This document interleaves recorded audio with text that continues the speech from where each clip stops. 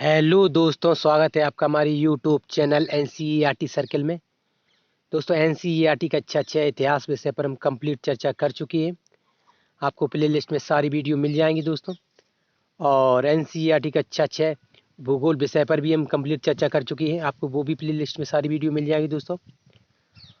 और दोस्तों, एनसीईआरटी का अच्छा विज्ञान विषय पर हम चर्चा करने जा रहे हैं।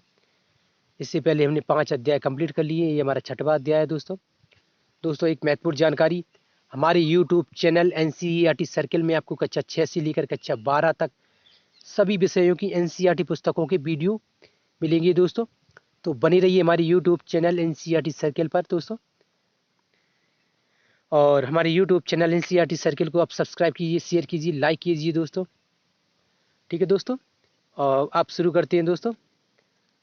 हमारे चारों ओर के परिवर्तन। ठीक है, तो यहाँ कक्षा 6 के छात्रों को कुछ समझाने के लिए कुछ बातें लिखी हुई हैं, हमें इन पर थोड़ा ध्यान देना है। क्या है इसमें, ज़्यादा कुछ खास नहीं है, फिर भी पढ़ते हैं। ठीक है, रिदम बनेगा, इससे हम समझ सकेंगे किसके बारे में चर्चा हो रही है। कल्पना कीजिए कि यदि आपको अपने चारों ओर किसी भी वस्तु में परिवर्तन करने की कोई जादू शक्ति अचानक मिल जाए, क्या आप यह एक बड़ी मज़े की बात नहीं होगी आपके लिए। मतलब बच्चों से कह रहे हैं कि आपको कोई शक्ति मिल जाए तो आसपास की चीज़ों को बदलने के लिए, तो आपको मतलब अच्छा लगेगा कि नहीं लगेगा, ये मतलब पूछ रहे हैं बच्चों से, है ना। आप अपने आसपास की किन किन वस्तुओं को बदलना चाहेंगे, है ना, ये पूछ रहे हैं, बाकी कुछ नहीं है। अब देखिए, वास्तव में हमारे पास कोई जादुई शक्ति नहीं है, फिर भी हम अपने चारों ओर की कुछ वस्तुओं को बदल सकते हैं। शायद बहुत सी वस्तुएं। क्या आप कुछ ऐसी वस्तुओं की सूची बना सकते हैं जिन्हें आप बिना किसी जादू के प्रयोग किए बदल सकती हैं। मतलब को बिना, बच्चों से कह रहे हैं क्या आपके पास ऐसी कोई वस्तु है आसपास जो बिना जादू के बदल सकें। बिल्कुल है, बहुत सी वस्तुएं दोस्तों। ये बच्चों को जो बच्चे एक्साइटेड होते हैं ना, उनके प्रश्नों को देने के लिए ये बातें पूछी जाती हैं, और उनको उत्सुकता बस जो प्रश्न उनके मन में प्रश्न उठते हैं उनको हल किया जाता है दोस्तों। ये एनसीईआरटी में बहुत ही टॉप लेवल का क्रियाकलाप बताया जाता है, बहुत अच्छे से बच्चों को समझाया जाता है। ठीक है, आगे कह रहे हैं, हमारे चारों ओर बहुत से परिवर्तन अपने आप होते रहते हैं। खेतों में फसलें समय अनुसार बदलती रहती हैं, पत्तियां रंग बदलती हैं और सूख कर पेड़ों से गिर जाती हैं, फल फूल खिलती हैं और मुरझा जाती हैं। क्या कोई परिवर्तन आपके शरीर में भी होते हैं? बिल्कुल होते हैं दोस्तों। आपकी नाखून बढ़ती हैं, आपके बाल बढ़ते हैं, तथा आप बढ़कर लंबी हो जाती है। इन सब के बढ़ने के साथ आपका वजन भी बढ़ जाता है। क्या आपके पहले भी महसूस हुआ है कि आपके चारों ओर हर समय बहुत से परिवर्तन होते रहते हैं? तो बच्चों से कह रहे हैं कि आपने कभी पहले भी महसूस किया है कि आपके आसपास बदलाव हो रहे हैं? बिल्कुल होते हैं दोस्तों। हाँ, और भी परिवर्तन है, वर्षाएं होती हैं, उसके बाद गर्मियाँ पड़ती हैं, सर्दियाँ पड़ती हैं, तो ये परिवर्तन ही तो है दोस्तों। इनमें कौन सा मतलब जादू होता है? कोई नहीं। प्रकृति है, बदलती रहती है ना। आगे क्या कह रहे हैं, क्या कुछ परिवर्तन को साथ साथ समूह में रखा जा सकता है? जो कुछ परिवर्तन है जो दोस्तों आसपास हो रहे हैं, उनको कुछ समूहों में भी रखा जा सकता है। बिल्कुल रखा जा सकता है ना। हम विभिन्न प्रकार के परिवर्तनों को समूहों में कैसे रख सकते हैं? इनमें यदि कोई समानता मिले तो वह हमारे लिए सहायक होगी। मतलब समानता मिले, मतलब कोई समान परिवर्तन हो रहे हैं एक जैसे ही, तो उन्हें एक श्रेणी में रखेंगी और लिस्ट बनाएंगे दोस्तों। ऐसे ही मतलब बच्चों से ही बोल रहे हैं ये सब। क्या सभी परिवर्तन सदैव उत्क्रमणित किए जा सकते हैं, मतलब पुनः वापस किए जा सकते हैं, ऐसी बात बोल रहे हैं, या बिना बदलाव के रह सकते हैं? देखिए, क्रियाकलाप के माध्यम से बच्चों को क्या सिखा रहे हैं, चीज़ों में परिवर्तन कैसे होते हैं। ये एक गुब्बारा लीजिए और उसे फुलाइए। सावधानी बरतें कि वह फट न जाए। गुब्बारे का आकार बदला एवं आप आमाप बदल गया। आकार और आमाप बदल गया दोस्तों। चित्र 6.1 में ये देखिए, बच्ची ने गुब्बारा फुलाया और वो फूल गया, उसका आकार बदल गया। अब उसकी हवा निकाल दें तो ये परिवर्तन पुनः अपनी उसी अवस्था में पहुंच जाएगा दोस्तों, जो परिवर्तन हुआ था। ठीक है, गुब्बारा जैसी का तैसा हो जाएगा। ठीक है, क्रियाकलाप 1 हो गया। अब क्रियाकलाप 2 देखते हैं दोस्तों। एक कागज का टुकड़ा लें और उसे चित्र 6.2 के अनुसार मोड़ें। इसमें आपको कागज का टुकड़ा खिलौना हवाई जहाज में परिवर्तन हो जाएगा। आपको इस हवाई जहाज को कुछ समय तक उड़ाने में बहुत मज़ा आएगा। यदि आप थक जाएं या मन भर जाए या मतलब इच्छा ना हो खेलने की, तो उसे पुनः कागज बना लें दोस्तों, है सीधा करके। तो ये बच्चों से कह रहे हैं। देखिए, ये इस तरह से। क्रियाकलाप 3 में क्या है, गूथे हुए आटे की एक लोई बनाइए, इसे रोटी बेलने की कोशिश कीजिए, शायद आप उसके आकार से खुश ना हो और इस रोटी को दोबारा लोई में परिवर्तन कर दें ना। जैसे आटा आटा लें, गूथा हुआ आटा, तो उसमें लोई बनाएं, रोटी लोई बनाकर उसको बेलें। अगर आकार अच्छा नहीं लग रहा तो दोस्तों उसी आकार में दोबारा लोई बना दें दोस्तों। ये परिवर्तन दोबारा उसी आकार में बदल रहे हैं ना। क्रियाकलाप 4 क्या है? उसी गुब्बारे को लीजिए जिसका क्रियाकलाप 1 में आपने प्रयोग किया है, उसको उसके ऊपर आमाप में फुलाइए तथा उसके मुख को पतला धागे से कसकर बांध दीजिए। गुब्बारे में अपनी नुकीली पेंसिल से छेद कीजिए। ओह माय, वो गुब्बारा फट गया दोस्तों। तो ये भी परिवर्तन है। अब ये गुब्बारे में दोबारा हवा नहीं भरी जा सकती है ना, तो ये परिवर्तन दोबारा नहीं होंगे, है ना। आगे कह रहे हैं आप वही कागज का टुकड़ा लीजिए जिससे क्रियाकलाप 2 में आपने प्रयोग किया, उसके ऊपर एक हवाई जहाज का चित्र बनाइए, उसे काट दीजिए इस प्रकार से दोस्तों, है ना। अब ये भी क्रियाकलाप वापस ये कागज का टुकड़ा मतलब सेपरेट नहीं बनेगा दोस्तों, है ना। ये कागज बन गया, मतलब उसके आकार का कट गया, है ना। अब ये देखिए, कुटे हुए आटे की लोई से रोटी बेलकर उसे तवे पर सेकिए। देखिए रोटी सेकने के बाद ये इसकी दोबारा लोई नहीं बनेगी दोस्तों। ये भी क्रियाकलाप पुनः मतलब अपनी मुख्य अवस्था में नहीं आ पाएगा, है ना। अब देखिए क्या कह रहे हैं, यदि आपने वही 3 प्रश्न पूछे जाएं जिनके उत्तर आपने क्रियाकलाप 3 के बाद दिए हैं, तो इस बार उनके उत्तर क्या होंगे। हम देखेंगे कि जो परिवर्तन क्रियाकलाप 4, 5, 6 में हुए उनको वापस नहीं किया जा सकता। बिल्कुल जैसे कि गुब्बारे में हवा भर के उसको बांध दिया था, उसमें पेन से छेद किया था, तो वो अब वो दोबारा गुब्बारा नहीं बनेगा क्योंकि उसमें हवा भरेंगे तो छेद से निकल जाएगी ना। और दूसरा क्या था, तो कागज का टुकड़ा जिसे हमने जहाज की आकार को बना, जिस पर जहाज का चित्र बनाया उसको उसी आकार में काट दिया था, तो वो भी अब नहीं बनेगा, अपनी मुख्य अवस्था में नहीं आएगा कागज, है ना। और क्या, और ये लोई रोटी की जो लोई की रोटी बनाई थी उसको सेक दिया था, ये भी पुनः अपनी मुख्य अवस्था में नहीं आएगा। तो ठीक है, आप पेंसिल और रबड़ का उपयोग कर सकते हैं। इसके बाद बार बार उपयोग करने से इनका आकार व माप में परिवर्तन हो जाता है।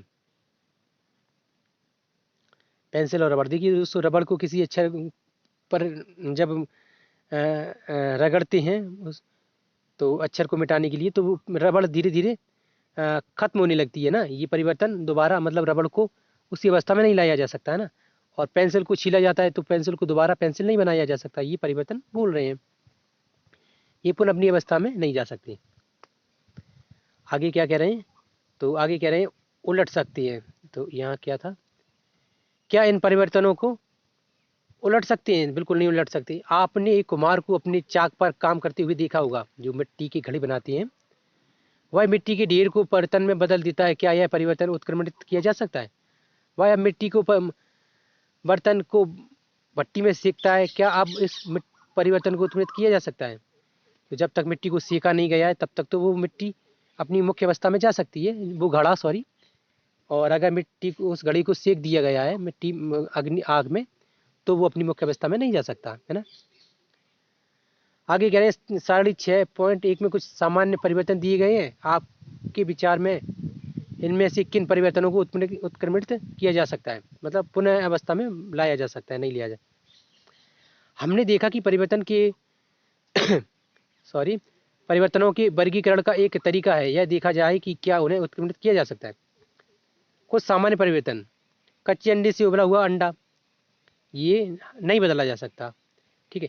गाढ़े घोल में इडली डालना, ये भी गाढ़े घोल क्या होता है, जो इडली का जो घोल होता है, इडली बनाई जाती है, ये भी नहीं बदलेगा। गीले कपड़े में सूखे कपड़ा, ये बदल जाएगा दोस्तों। कपड़ा सुखा दो, उसको गीला कर दो, फिर उसको सुखा दो, फिर ये गीला कर दो, ये बदल जाएगा। उत्क्रमणित किया जा सकता है। ऊन के धागे में से बुना हुआ स्वेटर, इससे भी हो सकता है। ये स्वेटर है दोस्तों, ऊन का धागा। तो इसमें हाँ ना दोनों जवाब दिए जा सकते हैं, क्योंकि स्वेटर बनाया जा सकता है लेकिन फिर उसको फिर ऊन में बदला जा सकता है। लेकिन अगर चाहें कि उसी प्रकार का स्वेटर बनाया जाए तो टाइम लगेगा, शायद नहीं भी बनाया जा सके। वैसे बहुत कम चांस है कि ना बनाया जा सके वैसे ही का वैसा, ठीक है। आगे देखते हैं, अनाज से बनाया गया आटा, तो ये दोस्तों नहीं बदला जा सकता, उसी मुख्य अवस्था में नहीं बदला जा सकता, क्योंकि अनाज से जो आटा बन गया है वो दोबारा अनाज नहीं बनेगा। अंडे, ठंडे दूध से गर्म दूध, मतलब ठंडे दूध को गर्म दूध में बदला जा सकता है, उसको फिर गर्म किया जा सकता है, फिर ठंडा किया जा सकता है ना। तो ये तो हो जाएगा। सीधी सीधी डोरी से कुंडली डोरी बनाना, कुंडली दोस्तों क्या होता है, तो डोरियों में जो कुंडली बनाते हैं ना, वो ये बनाया जा सकता है इसको। ठीक है, अगर कहीं धागे में गांठ लगा दी जाए, डोरी में गांठ लगा दी जाए तो थोड़ा मुश्किल पड़ता है गांठ खोलना। आगे देखते हैं, कली से फूल बनना, ये नहीं बदला जा सकता। फूल बन जाएगा तो फिर कली नहीं बनेगा वो। ठीक है, दूध से पनीर, ये भी नहीं बदला जा सकता। ठीक है, पनीर बन गया, अब ये दूध नहीं बनेगा वापस। गाय के गोबर से बायोगैस, ये भी दोबारा गाय का गोबर नहीं बनेगा दोस्तों। बनेगा लेकिन उसी वहीं पड़ा पड़ा सड़ जाएगा, और उसके बाद वो एक हिसाब से देखा जाए तो दोबारा पुनः वैसा गोबर नहीं बनेगा जैसा था। ठीक है, खिंचे रबड़ बैंड से, सामान्य साइज का रबड़ बैंड जो होता है ना, वो खींच कर तान देते हैं, उसके बाद वो सामान्य अवस्था में आ जाता है। ये कुछ हद तक ठीक है, बदला जा सकता है। जमी हुई आइसक्रीम से पिघली हुई आइसक्रीम, ये दोबारा नहीं बन सकती दोस्तों। अगर चाहे तो कोशिश की जा सकती है, लेकिन कुछ हद तक नहीं बदला जा सकता। ठीक है, आगे देखते हैं ये क्या लिखा है इधर। क्या परिवर्तन करने के तरीके हो सकते हैं? क्या परिवर्तन करने के तरीके हो सकते हैं? हम सभी ने मिट्टी को खोदने और वाले औजार देखे होंगे, चित्र 6.6 में देखें। ये देखिए, ये औजार है मिट्टी को खोदने के। क्या आपने इन औजारों में देखा कि लोहे की फलक को कैसे एक लकड़ी के हत्थे पर जड़ दिया जाता है? ये देखिए औजार हैं दोस्तों, है ना। लकड़ी के हत्थे लगने से पहले औजार प्राय गर्म किए जाते हैं। इन औजारों में लोहे के फलक में एक बलय होता है, जिसमें लकड़ी के हत्थे को फंसा दिया जाता है। साधारणतः इस बलय का माप लकड़ी के हत्थे के घेरे में से थोड़ा छोटा होता है। हत्थे को बलय में फंसाने के लिए बलय को गर्म करते हैं, जिससे उसका आकार बड़ा हो जाता है, फैल जाता है। अब हत्था आसानी से इसमें जड़ दिया जाता है। जब बलय ठंडा होता है तो सिकुड़ जाता है, जिससे यह हत्थे पर कस जाता है। ठीक है दोस्तों, वो जो ये काम करते हैं ना, लोहार बोलते हैं उन्हें, तो वो ये काम करते हैं दोस्तों। गर्म गर्म गर्म जो लोहा होता है उसे फंसा दिया जाता है, उसके बाद ये टाइट हो जाता है, फिर निकलता नहीं है। ठीक है, आगे कह रहे हैं, जिससे उसका आकार बड़ा हो जाता है, फैल जाता है। अब हत्था आसानी से इसमें जड़ दिया जाता है। जब बलय ठंडा होता है तो इससे सिकुड़ जाता है, वैसे भत्ते पर कर दिया जाता है। ये यहाँ तक पढ़ लिया था हमने। इसी प्रकार के परिवर्तन का उपयोग बैलगाड़ी के लकड़ी के पहिए पर लोहे के रिम को कसने के लिए भी किया जाता है, जैसे कि क्षेत्र 6.7 में दर्शाया गया है। धातु के रिम को लकड़ी के पहिए पर के घेरे से थोड़ा सा छोटा बनाया जाता है। गर्म करने पर रिम पहिए पर चढ़ जाता है। ये देखिए, ये है ना, इसको भी गर्म रहते हुए चढ़ाया जाता है, उसके बाद ठंडा होकर ये कस जाता है। आप पहिए के किनारे के ऊपर ठंडा पानी डालिए, जिससे रिम ठंडा हो जाता है तथा पहिए के ऊपर कस जाता है ना। और आगे देखते हैं, जब हम जल को बर्तन में गर्म करते हैं तो कुछ समय के बाद वह उबलना शुरू हो जाता है। अगर हमें इसे लगातार गर्म करते रहें तो जल की मात्रा बर्तन में घट जाएगी। क्यों? क्योंकि वाष्प बनकर वो उड़ जाएगा दोस्तों, है ना। आगे देखते हैं क्या कह रहे हैं। जल वाष्प में परिवर्तन हो जल क्या हाँ ये जल वाष्प में परिवर्तन हो रहा है। अध्याय 5 के क्रियाकलाप 7 में आपने देखा कि जल वाष्प ठंडा करने पर द्रव्य जल में परिवर्तित हो जाता है। हम सभी ने बर्फ को पिघलते हुए देखा है। बिल्कुल देखा है दोस्तों। तो क्या होता है, जल है, उसको ठंडा करेंगे तो बर्फ, मतलब फ्रिज में या कहीं, मतलब जो बहुत ठंडे इलाकों में होता है वो नेचुरल होता है, और हम फ्रिज में करते हैं वो कृत्रिम तरीके से करते हैं ना। बर्फ बन जाती है, फिर वो उस तापमान के प्रभाव से फिर पानी में बदल जाता है। ठीक है दोस्तों, अगर गर्म करेंगे तो वो धुएं की भाप में, वाष्प में बदल कर उड़ जाता है। इसीलिए पानी को गर्म करने पर पानी की मात्रा कम हो जाती है। ये परिवर्तन है दोस्तों। ये पुनः अपनी अवस्था में आ तो सकती हैं, लेकिन बहुत कम चांसेस रहते हैं दोस्तों, है ना। आगे कह रहे हैं कि जैसे कि मतलब बर्फ को पिघला, जैसे पानी को बर्फ में जमा दिया गया, फिर उसको पिघला कर फिर पानी में बदल दिया गया। ये तो मतलब बदल जाता है, अपनी मुख्य अवस्था में जला जाता है। जब उसको गर्म करेंगे तो पानी की मात्रा कुछ कम हो जाती है, हालांकि वो अपनी पुनः मुख्य अवस्था में आ जाता है ना। आगे देखते हैं, क्या इस जल को वापस बर्फ में बदला जा सकता है? बिल्कुल, ये तो बदलता रहेगा। आइए कुछ और परिवर्तन को देखते हैं। ये बूझो क्या है, ये छोड़ते हैं हम उसको।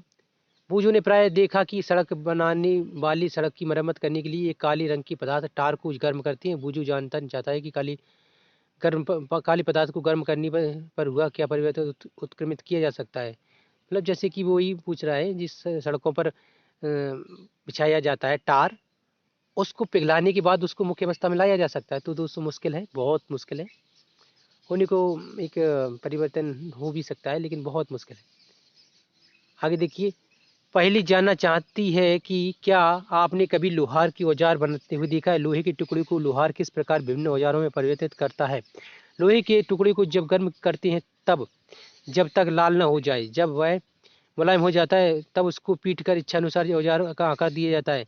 गर्म करने पर लोहे में क्या परिवर्तन होता है दोस्तों, ये देखिए उसके आकार में परिवर्तन हो जाता है। ये दोस्तों है ना, इसको भी मुख्य अवस्था में लाया जा सकता है ना, जैसा चाहे वैसे परिवर्तित किया जा सकता है लोहे को गर्म करके। क्रियाकलाप 7 देखते हैं। एक छोटी मोमबत्ती लेकर उसकी लंबाई स्केल में मापें। इसे एक उचित स्थान पर लगाकर जलाएं। कुछ समय तक इसे जलने दें। मोमबत्ती को बुझा दें तथा पुनः उसकी लंबाई नापें। तो ये परिवर्तन हो जाएंगे दोस्तों, ये मोमबत्ती का आकार छोटा हो जाएगा ना। क्या मोमबत्ती की लंबाई में परिवर्तन के उत्क्रमित किया जा सकता है? नहीं किया जा सकता। मोमबत्ती का कुछ अंश, मोम का कुछ अंश धुएं के रूप में उड़ जाता है, कुछ ऊष्मा के रूप में जल जाता है। मतलब परिवर्तन होते हैं और वो मुख्य अवस्था में नहीं जा सकता। बहुत ही मान के चलिए जो पिघल कर नीचे आ जाती है मोमबत्ती, उस वो पूरी तरह से मोम उतने ही मात्रा में नहीं रहती है ना, कुछ मात्रा उसकी कम हो जाती है। यदि हम कुछ मोम बर्तन में लें और गर्म करें तो क्या इन परिवर्तनों को उत्क्रमित किया जा सकता है? नहीं किया जा सकता दोस्तों। ठीक है, ये भी उड़ जाएगी। आगे देखते हैं क्या है। क्रियाकलाप 7 को धूप बत्ती से दोहराएंगे तो ये तो बिल्कुल ही मुख्य अवस्था में नहीं आ पाएगी दोस्तों, जब तक यह पूरी तरह से जली प्रतीक्षा करें। धूप बत्ती में क्या परिवर्तन दिखाई दिए? धूप बत्ती जलने पर कुछ नए पदार्थ बनाती है। ये कुछ राख तथा गैस के रूप में है। हम इस गैस को देख तो नहीं सकते परंतु इसकी मनभावक सुगंध के कारण महसूस कर सकते हैं। तो जब धूप बत्ती के साथ हम ये प्रयोग करेंगे दोस्तों, मोमबत्ती वाला प्रयोग, तो देखेंगे कि धूप बत्ती कुछ राख में परिवर्तित हो जाती है और उसका एक हिस्सा जो धुएं के रूप में होता है उसे हम देख नहीं सकते, लेकिन उसकी जो सुगंध होती है उसको महसूस कर सकते हैं। बड़ी प्यारी सुगंध होती है, जैसा उसमें रसायन डाला गया होगा, जिस प्रकार की फूल से वो बनाया गया होगा मोमबत्ती, वो अगरबत्ती, ठीक है, धूप बत्ती, उस प्रकार की महक आएगी दोस्तों। तो ये परिवर्तन हम देख सकते हैं और महसूस भी कर सकते हैं। ठीक है, देख उसकी धूल को जो उसकी धूल जो बची है उसकी राख, उसको देख सकते हैं और महसूस कर सकते हैं उसको, उसकी जो महक है उसको। आगे कह रहे हैं कि क्या इस परिवर्तन को उत्क्रमित किया जा सकता है? नहीं। इस प्रकार माचिस की तीली में क्या परिवर्तन हुआ है किसी मोमबत्ती को जलाने में उपयोग किया था? जो मोमबत्ती कह रहे हैं, जो अगरबत्ती या मोमबत्ती को जलाने के लिए जो माचिस की तीली का उपयोग किया गया था उसमें क्या परिवर्तन हो रहे हैं, उसको उसके बारे में सोचिए। तो जब दो पदार्थ एक नहीं, यहाँ पे थी। अभी तक हमने परिवर्तनों को नियम वस्तुओं या उनके पदार्थ पर देखा। जब दो पदार्थ एक मिश्रण के रूप में हो तब होने वाली परिवर्तन किस प्रकार की होंगी? मिश्रण के रूप में हो, जो जब दो पदार्थ आपस में मिले हो मिश्रण के रूप में, तब उनमें क्या परिवर्तन होंगे, इनको देखते हैं। जैसे क्या आपके अनुसार उस समय जल या नमक में कोई परिवर्तन हुआ था? कब? तो जब अध्याय 4 में हमने नमक को जल में घोला था, इसके बारे में पूछ रहे हैं। अध्याय 4 में आपने देखा है तो दोस्तों अच्छी बात है, नहीं देखा तो अध्याय 4 में देखें और उनके परिवर्तन को यहाँ पे ध्यान से सोचें। ये एक ही पुस्तक है दोस्तों, तो एक ही पुस्तक का अध्याय 4, अध्याय 5, अध्याय 6 ऐसी चलती हैं।